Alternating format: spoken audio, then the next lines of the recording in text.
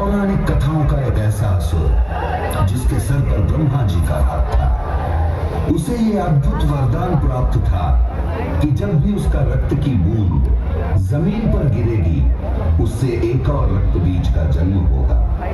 इस कारण रक्त बीज युद्ध में जैसे अजयी बन गया था। वह शक्तिशाली था और देवियों को हासिल करने की विकृत मानसिकता के साथ स्वर्ग पर राज करना चाहता था। उसने देवलोक जाकर देवी देवताओं पर हमला कर दिया। सभी को मजबूरन अपने प्राण बचाकर वहां से भागना पड़ा, पर रक्त बीज नहीं रुका। देवियों से मोहित होकर वो उनका पीछा करने लगा। देवी देवता परेशान होकर कैलाश पर्वत पहुंच गए और देवी पार्वती को सब कुछ बताया। देवी पार्वती ने सभी को पीछे हटने को कहा और खुद रक्त बीज का सामना करने के लिए खड़ी हो गई। रक्त बीज ने जब कैलाश जाकर देवी पार्वती को देखा तो वो उन पर मुग्ध हो गया। देवी पार्वती ने उसे लौट जाने का आदेश दिया। रक्त बीज हंस पड़ा और देवी पार्वती की तरफ बढ़ने लगा। देवी ने सामने रखा शिवजी का त्रिशूल उठाया और रक्त बीज पर प्रहार कर दिया। परिणाम स्वरूप रक्त बीज के शरीर से रक्त टपकने लगा और फिर ब्रह्मा जी के वरदान के अनुसार रक्त की हर एक बूंद से एक रक्त बीज का जन्म हुआ। ये देखकर देवी कोपित हो उठी और सारे रक्त बीजों पर हमला कर दिया। इससे कई और रक्त बीजों का जन्म हो गया। देवी पार्वती का क्रोध अब आसमान छूने लगा था। वो अपने गुस्से पर काबू नहीं रख पा रही थी। जब उनका गुस्सा चरम सीमा पर आ गया, उनका शरीर काला पड़ने लगा, आंखें खून से लाल हो गई और देखते ही देखते देवी ने एक भयंकर रूप धारण कर लिया। पूरा ब्रह्मांड इस शक्तिशाली भयानक देवी की गर्जन से हिल गया। वे राक्षस जो पराक्रमी देवी के सबसे निकट खड़े थे, उनके गर्जन से ही भस्म हो गए। बाघ की खाल पहने हुए, हाथों में प्रतिशोध की तलवार लेकर, नरमुंडों की माला पहनकर विकराल रूपी महाकाली प्रकट हुई। वो इतनी भयानक थी कि रक्त बीज डर के भागने लगा।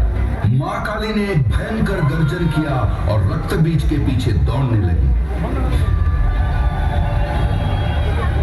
काली मां ने शक्तिशाली प्रहार किया और वो एक एक करके असुरों को निर्मम तरीके से चीरने लगी। पर उससे और रक्त बीज पैदा होने लगे। प्रलय सी क्रोधित मां काली, उनके क्रोध से सारा संसार जलने लगा। उन्होंने एक हाथ से रक्त बीज के सर को पकड़ा और तलवार से उसके सर को धड़ से अलग करके उसे खप्पर में रख दिया ताकि एक बूंद रक्त बीज धरती पर ना गिर सके। फिर वो रक्त बीज के शरीर को निकल गई। काली मां की एक ही सांस में बाकी असुर भी उनके मुंह में समा गए और मां काली की चीरती हुई हंसी की आवाज से आसमान कांप उठा। इस तरह असुरों के नायक रक्त बीज का भयानक वध हुआ। उनके गुस्से ने जैसे खुद उनको ही अपने वश में कर लिया था। उनके तांडव से त्रिलोक में हाहाकार मच गया, सब कुछ तबाह होने लगा।